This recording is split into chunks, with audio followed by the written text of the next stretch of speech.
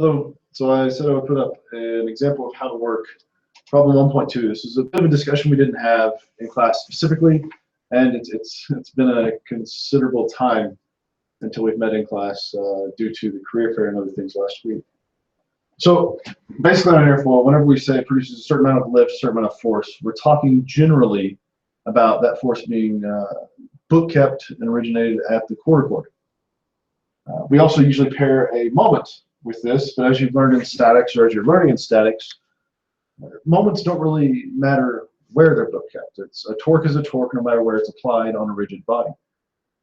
It's just you have to properly book keep the location of a directional force to understand things. So 25% of the cord length back from the leading edge is the typical place we book keep coefficient of lift, and I should draw in here coefficient of drag, though really in our scenario today it's quite irrelevant. The equation that lets us really relate to the problem is doing this. The problem says, we get 1.2 in the book, from the data presented in the graph above, plot the location of the center of pressure. And they give that in terms of x Cp over c. The center of pressure is where there's no moment. So it's a fictitious point that you can check. Just suppose it might be 20% of the way back. Suppose it's 16% of the way back. Whatever it might be, you can check a fictitious point and eventually find the number. Now this is the iterative numerical approach, but you can eventually find the number that gives a resulting moment of 0. Typically airfoils, in fact in this case, if I can draw in the moment that we're actually dealing with, I'll take one particular case, the first one on the list, alpha. Well, negative alphas are kind of weird, so let's do alpha 5 degrees. We have a coefficient of lift of 0.76. We have a Cm at 5 degrees of negative 0.0380. So negative means it'll actually be going down 0.0380. So to first attack the center of pressure, we're going to find a location, or I'll just call this some distance x back. Well, for the sake of making everything simple, let's assume c equals 1 unit. Whether that's meters or feet, who cares? 1 unit works. So to start laying things out, use my cheat sheet just so I'll mess it up.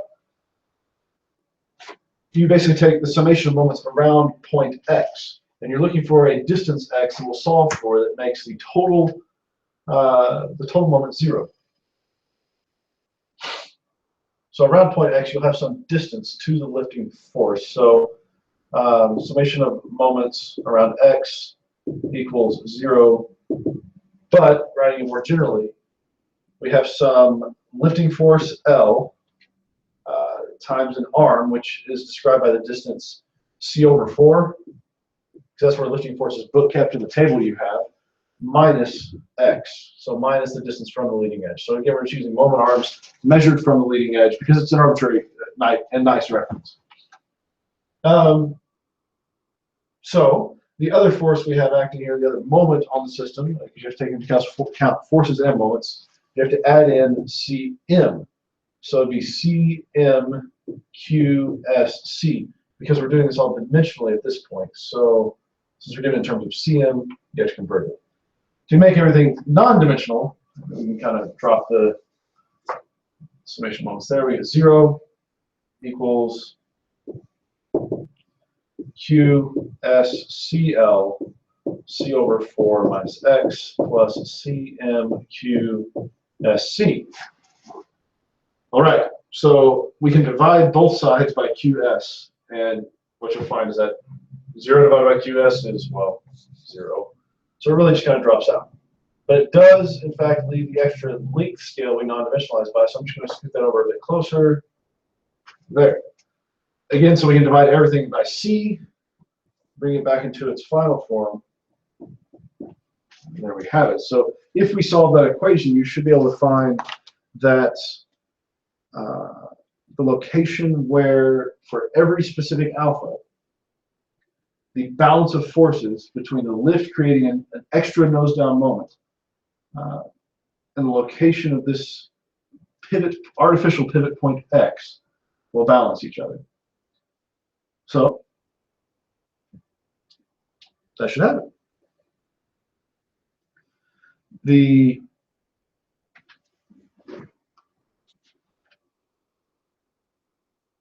I've plugged this into an Excel sheet, which I guess I could show you right now. This one? Yeah, there we go. So in this Excel sheet, I've got this column over here. So CP starting out, we have a pivot set at different places here in the sheet. I can set it at 0.25. We find that the new coefficients of moment column is exactly the same as what it was before. I set this new pivot to the very leading edge. You find you have a very, very strong moment, especially as your large coefficients of lift up here, about 10, 11, 12 degrees. You have a very strong nose down moment, as you would expect, because lift is dominant. So it's kind of weird when you look at the first line, dealing with like -6 degrees. So if we look again at 5, so we're in line 16, so 5 degrees alpha. I can go ahead and highlight that whole row, I suppose. Make it all gray. The new CM, in this case, this is the original data. That will remain unchanged. I'm calculating a new coefficient of moment and a new center of pressure location. You can see that as we air closer, the new center of pressure location, which in this case happens to be just 0.3, it'll eventually make the moment a 0. So 0.25, that's the default data. 0.26, 1% further back. 0.27, you see the moment getting smaller. And you could just sit here and do this iteratively for every single point. But we might as well set it up algebraically since it was simple enough. So the formula operating this is, well, if we look at that, it's F16, which is CM from the table, multiplied by chord, which is just 1, divided by CL, which in the case of 5 degrees is 0.76, and subtracting off C over 4. Now everything's multiplied by -1 to make the negative sign go away. But if I can go back here and change the screen once more, you see that that is simply the rearrangement of this equation. Say CM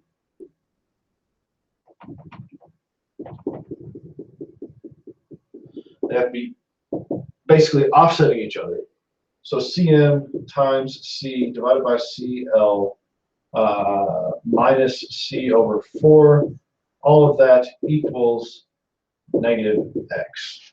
So that's where the -1 comes from, to give you the actual X location. That results in the center of pressure being calculated. So it's fairly straightforward algebraic problem. As I said, though, the way I can explain it, it's a little bit even simpler than what the book does. They go into some extra higher order inclusions, which is the reason I wanted to make this video.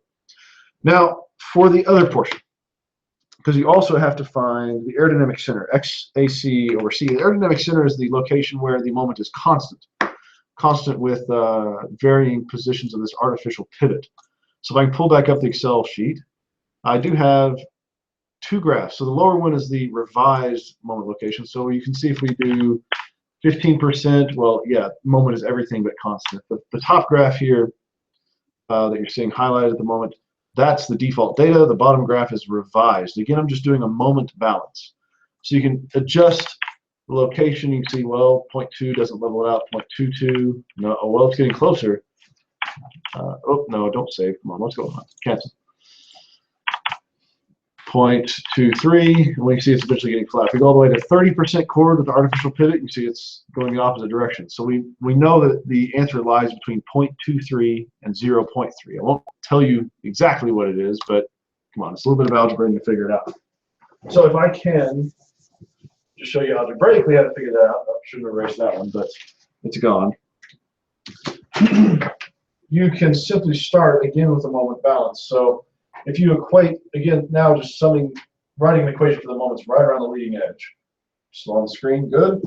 We've got QSC, CM, we'll call that leading edge, equals -CLSQ, so that's QSCL, just backwards, times C over 4. So that's a force times its moment arm.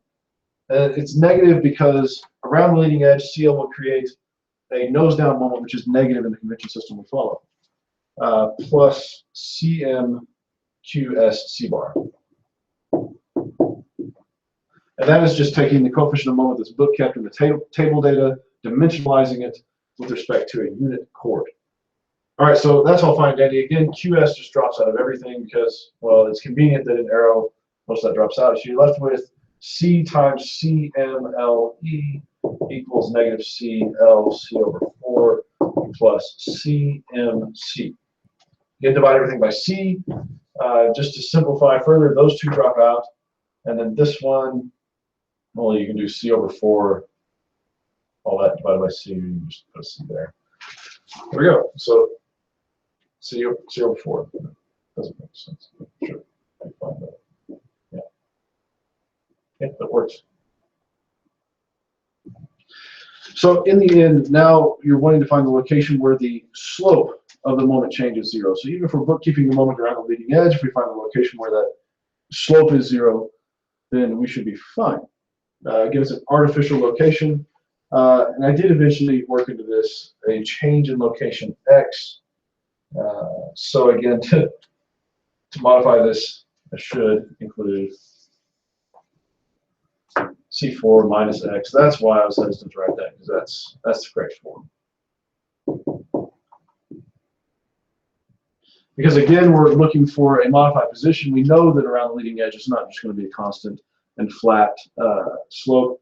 So really, I should have said CM book kept is around some artificial location X. So that is the proper expression to give the moment contribution of lift around this arbitrary location. So again, you're just looking for a measure of that small distance, the small moment arm that a lifting force can give around things. And thankfully, CM is not very variant. I'm jumping the gun a little bit. It's just CM for now. But like I said, the aerodynamic center is where the moment is constant with angle of attack. So the slope of that line, CM versus alpha, would be 0. It's a flat line. So we basically differentiate both sides with respect to alpha. So DCM, D alpha, and both of these components, again, would be differentiated with respect to alpha. DCM, D alpha, DCL, D alpha.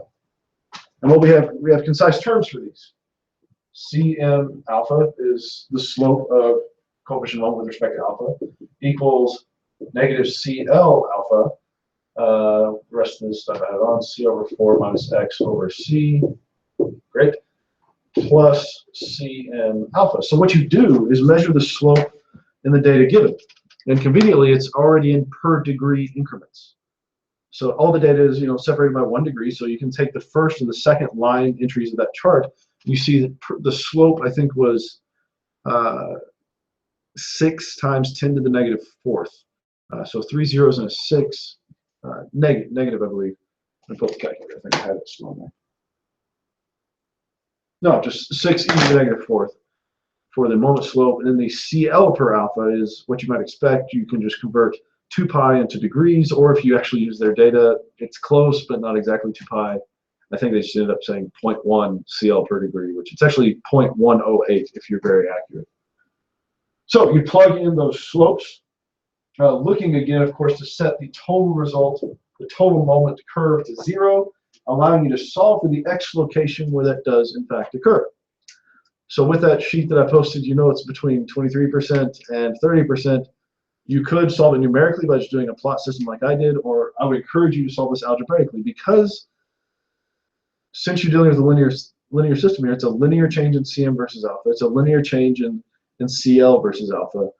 It's one answer for all the angles of attack. In this case, since you have a very linear response of CM to alpha.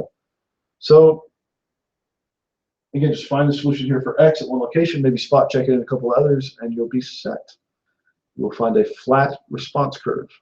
I can't show you on my sheet because then I'd be flat giving you the answer, and then you wouldn't actually do the work. But at least you've watched the video. Hopefully this helped. And keep in mind, it's all just a static force balance where moment is invariant of location of your fictitious point, and then lift does matter on the length of the moment arm. So thus, all the places here we have the C over 4 minus X.